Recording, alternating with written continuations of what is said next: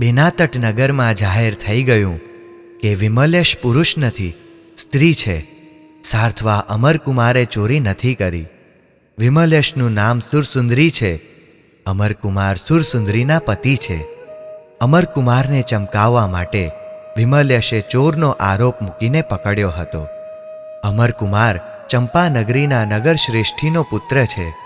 સુરસુંદરી ચંપાનગરીના રાજાની પુત્રી છે. સુરસુંદરી પાસે રૂપ પરાવર્તિની વિદ્યા છે. અદૃશ્ય થઈ જવાની પણ વિદ્યા છે.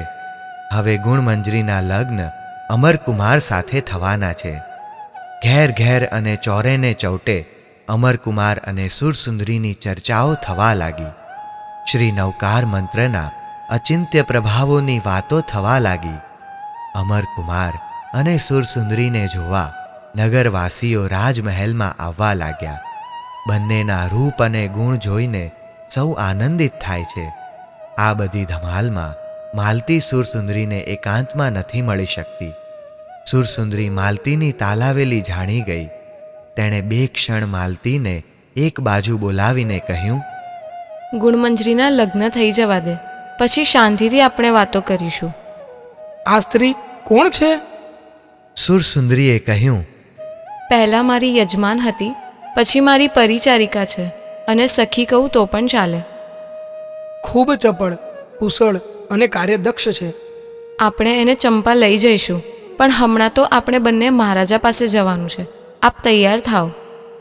અમરકુમારના તન મન પ્રફુલ્લિત થઈ ગયા. બેનાતટ નગરમાં સુરસુંદરીની અપૂર્વ લોકપ્રિયતા જોઈને તે અત્યંત પ્રભાવિત થયો. બંને દંપતી તૈયાર થઈને રાજમહેલમાં પહોંચ્યા. મહારાજા ગુણપાલ મંત્રણા ગૃહમાં બેઠા હતા. અમરકુમાર અને સુરસુંદરીએ જઈને પ્રણામ કર્યા. આવો આવો, હું તમારી પ્રતીક્ષા કરી રહ્યો હતો. મહારાજાએ ખૂબ સ્નેહથી આવકાર આપ્યો. અમરકુમાર સામે જોઈને કહ્યું, કુમાર, તમે તો સુરસુંદરીને મેળવી, પણ અમે વિમલયસને ખોયો. 3 જણા હસી પડ્યા. કુમાર, તમને મારા વિમલયસે ખૂબ દુઃખ દીધું, નહીં? મહારાજાએ સુરસુંદરી સામે જોઈને કહ્યું, પિતાજી, એ અપરાધની ક્ષમા માંગી લીધી. અને મેં ક્ષમા આપી દીધી. તો સમાધાન થઈ ગયું. સરસ. હવે કુમાર, મારે તમને એક વિનંતી કરવાની છે. મહારાજા, આપે વિનંતી કરવાની ન હોય, આજ્ઞા કરવાની હોય. હું તો આપના પુત્ર તુલ્ય છું. કુમાર, એ તમારી નમ્રતા છે. તમારા ગુણોથી હું પ્રસન્ન થયો છું. આપ આજ્ઞા કરો. તમારે ગુણમંજરી સાથે લગ્ન કરવાના છે. અમરકુમારે સુરસુંદરી સામે જોયું. સુરસુંદરીએ કહ્યું, નાથ, મહારાજાનો પ્રસ્તાવ ઉચિત છે. મારી પણ એ જ ઈચ્છા છે, અને મેં ગુણમંજરીને મનાવી લીધી છે. અમરકુમાર મૌન રહ્યો. સુરસુંદરીએ મહારાજાને કહ્યું, પિતાજી, એમની સંમતિ છે. આપના પ્રસ્તાવને કેમ ટાળી શકાય? બેટી, તમે બંને સુયોગ્ય છો. ગુણમંજરી તમને સોંપીને હું નિશ્ચિંત જ છું. આપ રાજપુરોહિતને સારું મુહૂર્ત પૂછીને લગ્ન કરી દો. મહારાજાનું ચિત્ત પ્રસન્ન થઈ ગયું. અમરકુમારનું ગુણ ગંભીર અને રૂપ સંપન્ન વ્યક્તિત્વ એમને ગમી ગયું. અલબત્ત સુરસુંદરી સાથે થયેલા અન્યાય જાણીને મારી પુત્રી સાથે તો આવો વિશ્વાસભંગ નહીં કરે ને? આ શંકા એમના મનમાં હતી. છતાં સંસારમાં સાહસ કરવું પડતું હોય છે. છેવટે સુખ દુઃખનો આધાર તો જીવના પોતાના જ શુભાશુભ કર્મો હોય છે ને. અમરકુમાર અને સુરસુંદરી પોતાના મહેલમાં આવ્યા. અમરકુમાર ઊંડા વિચારમાં પડી ગયો. વસ્ત્ર પરિવર્તન કરીને તે પશ્ચિમ દિશા તરફના ઝરૂખામાં જઈને ઊભો. બહુ ગંભીર વિચારમાં પડી ગયા, નાથ.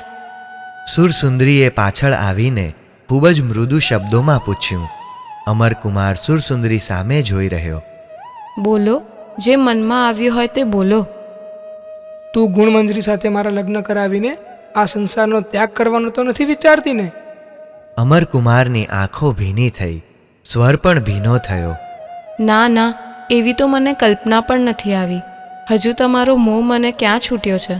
આટલા દુઃખો જોયા પછી પણ વૈશ્વિક સુખોની ઈચ્છાઓ વિરામ નથી પામી. હા, ક્યારેક વૈરાગ્ય જાગી જાય છે ખરો, પરંતુ એ ભાવ સ્થિર રહેતો નથી. આ નિર્ણય કરતાં તને ભય ન લાગ્યો? શાનો ભય? ગુણમંજરી સાથે લગ્ન કર્યા પછી કદાચ હું તને ભૂલી જાઉં તો? સુરસુંદરી ખડખડાટ હસી પડી. ગુણમંજરી ન હતી ત્યારે પણ ભૂલી ગયા હતા ને? ગુણમંજરી મને ભૂલવા દે એવી નથી, કારણ કે પહેલાં એ મને પરણેલી છે, સમજ્યા? એના પર એટલો બધો વિશ્વાસ છે તને? હા, એ કન્યા સાચે જ ગુણોની મંજરી છે. એનામાં ઉચ્ચ કોટીના સંસ્કારો છે. સ્ત્રી સુલભ ઈર્ષ્યા વગેરે દોષો નથી. પ્રેમના સાચા સ્વરૂપને એ જાણે છે. એની પ્રકૃતિ ઉદાર છે. એ આપણા સુખે સુખી અને આપણા દુઃખે દુઃખી થનારી સન્નારી છે. અમરકુમારના મુખ પર પ્રસન્નતાનો દીવો થયો.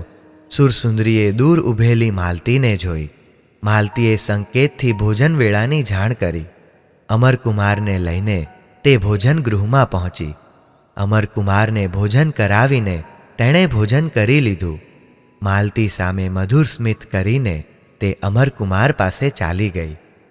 સુરસુંદરીએ યક્ષદ્વીપ ઉપરની વાતો વિસ્તારથી અમરકુમારને સંભળાવી. યક્ષરાજના ઉપકારો ગદગદ સ્વરે સંભળાવ્યા. ત્યાં રાજમહેલથી તેડું આવ્યું. બંને તૈયાર થઈને રાજમહેલે પહોંચ્યા. મહારાજાએ પ્રેમથી આવકાર્યા. મહારાણી પણ ત્યાં જ બેઠા હતા. સુરસુંદરીએ મહારાણીના ચરણોમાં પ્રણામ કર્યા. અમરકુમારે પણ મસ્તક નમાવી નમન કર્યું. મહારાણીએ અમરકુમારને ધારી ધારીને જોયો. રાણીનું મન પ્રસન્ન થયું. કુમાર, રાજપુરોહિતે લગ્નનું શુભ મુહૂર્ત વસંત પંચમીનું આપ્યું છે, એટલે આજથી 5મા દિવસે લગ્ન કરવાના છે. બહુ સરસ. દિવસ નજીકમાં જ છે. સુરસુંદરી બોલી. રાજપુરોહિત કહેતા હતા કે એ દિવસ શ્રેષ્ઠ છે. ગુણમંજરીને જાણ કરી છે મુહૂર્તની? ના, એને હવે જાણ કરીશ. તો હું એની પાસે જઈ આવું, મુહૂર્તની જાણ કરું અને મળી પણ લઉં. આપ અહીં વાતો કરો. સુરસુંદરી ત્યાંથી ઊભી થઈને ગુણમંજરીના આવાસમાં પહોંચી. ગુણમંજરીએ ઉમળકાભેર આવકાર આપ્યો. બંને પલંગ પર બેઠા. લગ્નનું મુહૂર્ત નીકળી ગયું મંજરી. વસંત પંચમી. મારે મન તો લગ્ન થઈ ગયા છે, પણ હવે મને અહીં જરાય ગમતું નથી. હવે 5 દિવસનો જ પ્રશ્ન છે. મારે મન 5 દિવસ 5 વર્ષ જેટલા છે. એનું શું? તો કાલથી હું અહીં આવી જાઉં. તો બહુ સરસ, પણ પછી એમનું શું? એમને પણ મારા વિના? મારા વિના 12 વર્ષ વિતાવી દીધા તો 5 દિવસ વધારે. એ ભલે 12 વર્ષ વિતાવ્યા, પણ હવે 12 કલાક પણ ન વીતે. મંજરી, તે એમને જોયા? હાસ તો, ચોર તરીકે પકડી મંગાવ્યા હતા ત્યારે જોયા હતા. બંને પેટ પકડીને હસી પડી. મહારાણીએ ખંડમાં પ્રવેશ કર્યો. ખંડનું દ્રશ્ય જોઈને તેમની આંખોમાં હર્ષના આંસુ આવી ગયા. વસંત પંચમીના શુભ દિવસે ગુણમંજરીના અમરકુમાર સાથે ધામધૂમથી લગ્ન થઈ ગયા. મહારાજાએ ગુણમંજરીને અઢળક સંપત્તિ આપી. અમરકુમાર ગુણમંજરી તથા સુરસુંદરી સાથે પોતાના મહેલમાં આવ્યો. મહેલમાં આનંદ મહોત્સવ ઉજવાયો. સુખમાં દિવસો તીવ્ર ગતિથી પસાર થાય છે. બંને પત્નીઓના સંગે અમરકુમાર દેવલોકના દિવ્ય સુખ ભોગવે છે. એક દિવસ બંને પત્નીઓ સાથે રથમાં બેસીને સમુદ્ર કિનારે ફરવા ગયો. કિનારા પર પોતાના વહાણોને સુરક્ષિત લાંગરેલા જોયા. તેણે સુરસુંદરીને કહ્યું, હવે આપણે ક્યારે ચંપા તરફ પ્રયાણ કરવું છે? જ્યારે આપની ઈચ્છા થાય ત્યારે. તો હું આજે જ મહારાજાને વાત કરું છું. તેઓ અનુમતિ આપે એટલે આપણે પ્રયાણની તૈયારીઓ કરાવીએ. સુરસુંદરીના ચિત્તપટ પર ચંપા સાકાર થઈ. માતા પિતા અને સાસુ સસરાની સ્મૃતિ ઉભરાઈ. સાધ્વી સુવ્રતા યાદ આવી ગયા. બે હાથ જોડાઈ ગયા. મસ્તક નમી પડ્યું.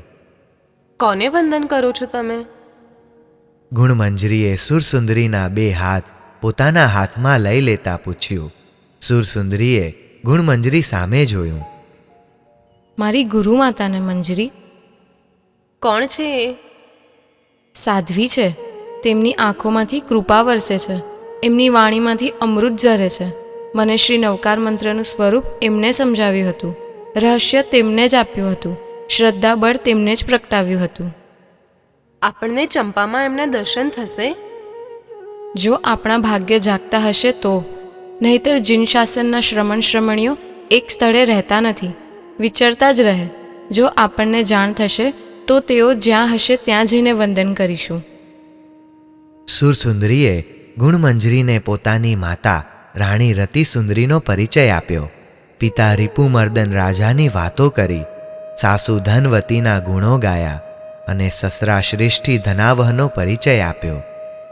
મહારાજા, અહીં ઘણા દિવસ રહ્યા. હવે આપ અનુમતિ આપો એટલે ચંપા તરફ પ્રયાણ કરીએ. અમરકુમારે મહારાજા ગુણપાલ સમક્ષ વાત મૂકી. કુમાર, સ્નેહના સંબંધ બંધાયા પછી મન વિયોગ નથી ઈચ્છતું, છતાં પુત્રી સાસરે જ શોભે એ વ્યવહારનું હું ઉલ્લંઘન કરવા નથી ઈચ્છતો. મહારાજાનું હૃદય ભરાઈ આવ્યું. તે વધારે ન બોલી શક્યા. અમરકુમારે પણ વિશેષ વાત ન કરી. મહારાજા મહારાણીએ વાત કરી. પુત્રીના વિયોગની કલ્પનાથી રાણી રડી પડી. રાજા રાણી બંને વ્યથિત થયા, છતાં પુત્રીને વિદાય તો આપવી જ પડે એમ હતી. અમરકુમારે પ્રયાણની તૈયારી આરંભી દીધી. નગરમાં વાત વાયુ વેગે પ્રસરી ગઈ. અમરકુમાર સુરસુંદરી તથા ગુણમંજરી સાથે ચંપા તરફ પ્રયાણ કરવાના છે. પ્રજાજનોનો મળવા માટે ઘસારો થવા લાગ્યો. રાજા રાણી બંને અમરકુમારના મહેલે આવ્યા. અમરકુમારે અને સુરસુંદરીએ ખૂબ આદરથી સત્કાર કર્યો. કુમાર, મેં મૃત્યુંજયને સૂચના કરી દીધી છે કે તમારા 32 વહાણોને સજ્જ કરી દે અને સાથે બીજા 10 વહાણો પણ તૈયાર કરે. મૃત્યુંજય 100 સુભટો સાથે તમારી સાથે ચંપા સુધી આવશે. એની પણ તમારી સાથે આવવાની પ્રબળ ઈચ્છા છે. મહારાજાએ સુરસુંદરી સામે જોઈને કહ્યું, બેટી, તારા વિના હું કેવી રીતે જીવીશ? તારા વિયોગનું દુઃખ મારાથી કેમ કરીને સહન થશે? તારા પસાએ મારું નગર સુખી થયું, સમૃદ્ધ થયું. તું ઉત્તમ આત્મા છે. તારા સંગે અમારામાં ઘણા ગુણો આવ્યા. ખરેખર પુણ્યોદય વિના તારો સંગ ના મળે. તારી સાથે સ્નેહ કરતા તો કરી દીધો, પણ હવે દિવસો કેમ જશે? સુરસુંદરી ધ્રુસકે ને ધ્રુસકે રડી પડી. મહારાજાના ચરણોમાં મસ્તક મૂકી દીધું. મહારાજા ગુણપાલની આંખો રડી રડીને લાલ થઈ ગઈ.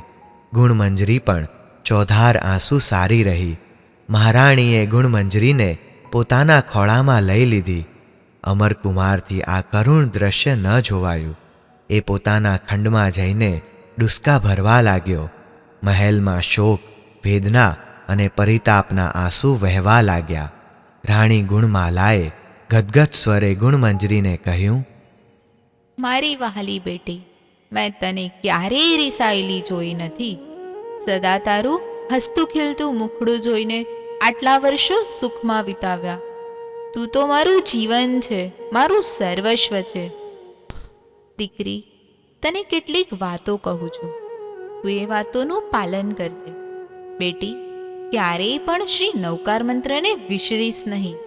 પંચ પરમેષ્ઠી ભગવંતોનું ધ્યાન ધરજે. તારા હૃદયમાં ધર્મને સ્થાપજે. તું સાસરે જાય છે, ત્યાંના કુલાચારોનું પાલન કરજે. ગૃહસ્થ જીવનનો શણગાર છે દાન. અનુકંપા દાન દેજે, સુપાત્ર દાન દેજે. ઘરના દ્વારે આવેલાનો આદર કરજે. કોઈને જાકારો દઈશ નહીં. ઘરના વડીલોનો વિનય કરજે. નાનાઓ પ્રત્યે પ્રેમ રાખજે અને સૌને ભોજન કરાવીને પછી ભોજન કરજે. અસત્યને બોલીશ નહીં. કડવા વેણ કાઢીશ નહીં. કોઈના પર ખોટું આડ મૂકીશ નહીં. સાચું બોલવું, મીઠું બોલવું, થોડું બોલવું. બેટી, હંમેશા વિચારીને બોલજે. દુર્જનોનો સંગ ના કરીશ. મિથ્યા દ્રષ્ટિ લોકોની વાતો ના સાંભળીશ. ઘરમાં સૌને નિર્મલ દૃષ્ટિથી જોજે. બેટી, વધારે તો તને શું કહું, એવી રીતે જીવજે કે ઉભય પક્ષની શોભા વધે. અને દીકરી, વહેલું વહેલું તારું દર્શન દેજે. રાણી ગુણમાલા ગુણમંજરીને ભેટીને રડી પડી. અમરકુમાર મહારાજાની પાસે આવીને ગમગીન મુખે બેસી ગયો. મહારાજાએ અમરકુમાર સામે જોયું. અમરનો હાથ પોતાના હાથમાં લઈને કહ્યું, કુમાર, દુઃખ ન લગાડશો મારી વાતથી. ગુણમંજરી મને પ્રાણથી એ અધિક વહાલી છે. દૂર દેશમાં એને વળાવું છું. તમારા પર વિશ્વાસ છે, છતાં તમને કહું છું કે એને ક્યારે છે ન દેશો. બોલતા બોલતા મહારાજા ગદગદ થઈ ગયા. પિતાજી, આપ નિશ્ચિંત રહેજો. પ્રાણ જશે પણ વચન નહીં જાય. અમરકુમારે મહારાજાને વચન આપ્યું. બેટી સુંદરી, સુરસુંદરીને પોતાની પાસે બોલાવીને રાજાએ કહ્યું, ગુણમંજરી તારા ખોળે છે. આમ બોલતા બોલતા મહારાજા ઊંચા સ્વરે રુદન કરવા લાગ્યા. અમરકુમાર મહારાજાના હાથ પકડી પોતાના ખંડમાં લઈ ગયો. ખૂબ આશ્વાસન આપી તેમને શાંત કર્યા. ભોજનનો સમય થઈ ગયો હતો. આજે સૌને મહારાજાની સાથે રાજમહેલમાં ભોજન કરવાનું હતું. એટલે સૌ રાજમહેલે પહોંચ્યા. ભોજનથી નિવૃત્ત થઈને બેઠા હતા. ત્યાં મૃત્યુંજયે આવીને સમાચાર આપ્યા. મહારાજા, બધા જ વહાણો તપાસી લીધા છે. વહાણોનો શણગાર ચાલુ છે. બધો માલ સામાન આજે સંધ્યા સુધીમાં ભરાઈ જશે. તમારી પોતાની તૈયારી થઈ ગઈ મૃત્યુંજય? સુરસુંદરીએ મૃત્યુંજય સામે જોઈને પૂછ્યું. આજ હું તો ચંપા સુધી આવવાનો છું.